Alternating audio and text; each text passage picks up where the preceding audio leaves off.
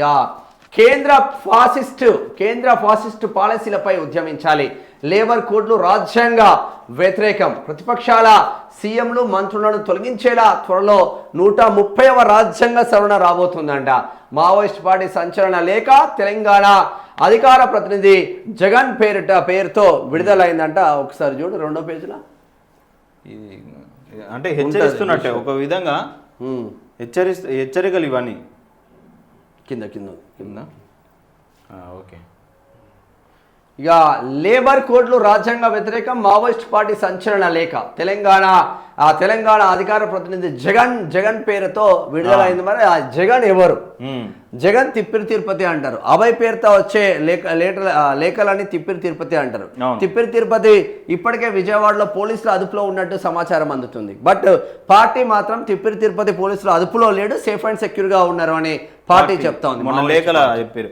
వికసిత్ భారత్ పేరుతో చేస్తున్న corporate మనువాద RSS BJP fascist ప్రభుత్వ పాలసీలకు వ్యతిరేకంగా పోరాటం చేయాలని మావోయిస్టు పార్టీ పిలుపునిచ్చింది.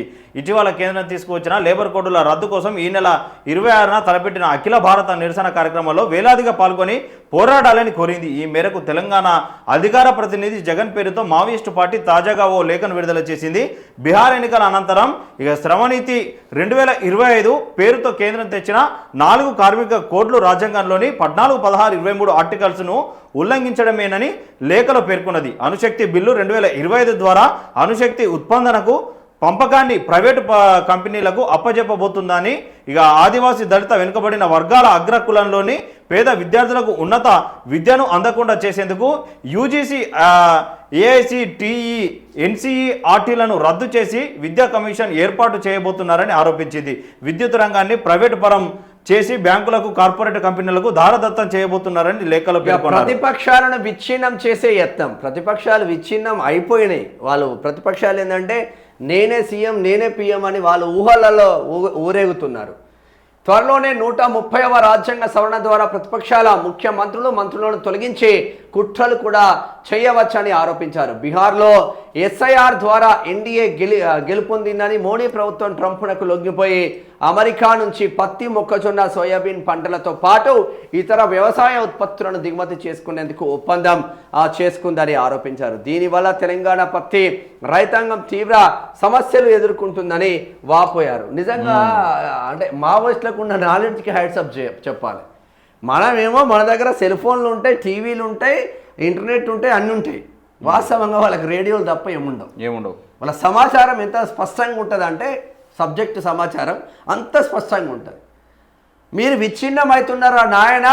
మీ సీఎం సీటుకే 130వ ఆర్టికల్ తీసుకొచ్చి రాజ్యాంగ సవరణ చేసి మిమ్మల్ని కూడా కొలాబ్ చేసే ఆస్కారం ఉంది భారతీయ జనతా పార్టీ చేస్తూ ఉంది అని ఇక్కడ ముఖ్యమంత్రులను చేస్తూ ఉన్నారు. ఫరూక్ అబ్దుల్లా మొత్తుకుంటున్నారు. ఉమర్ అబ్దుల్లా మొత్తుకుంటున్నారు, జమ్మూ కాశ్మీర్ సీఎం.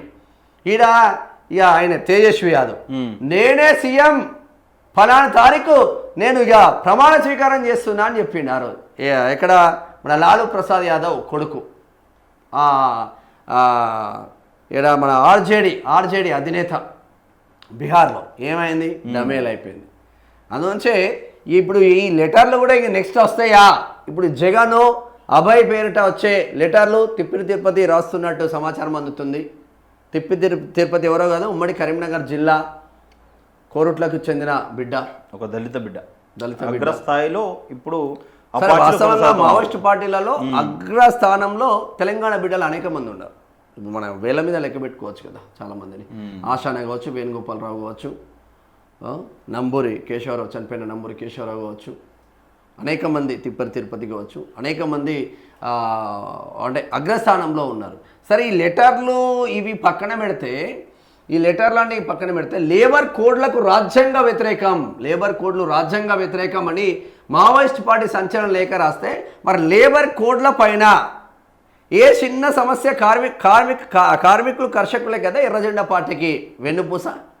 మరి ఇంత పెద్ద ఎత్తున లేబర్ కోడ్లు వస్తే ఇదిగో సిపిఐ నారాయణ, కూనంనేని సాంబశివరావు వీళ్ళందరూ పెద్ద ధర్నా ఎందుకు పెడతలేరే? సీఎం రేవంత్ రెడ్డి ఇంటి ముట్టడో, లేదంటే భారతీయ జనతా పార్టీ ఎంపీల ఇంటి ముట్టడో, లేదంటే కేరళలో మీ ప్రభుత్వం ఉంది కదా, మరి అందరు కలిసి జంతర్ మంతర్ దగ్గర లేబర్ కోడ్లకు వ్యతిరేకంగా ఒక ప్రోగ్రాం ఎందుకు చేస్తలేరా? ఇవన్నీ లోపాయికార ఒప్పందాలలో భాగంగా నడుస్తూ ఉంది రాజకీయ నేతలది. మనం వాడు ఈ జెండా, వీడి ఈ జెండా, వాడు ఆ జెండా, వీడి పీచే మూడు, వీడి బ్యాక్ మూడు అంటాం, కానీ అన్ని జెండాలు ఒకటే. కార్యకర్తలే నాశనం అవుతున్నారు.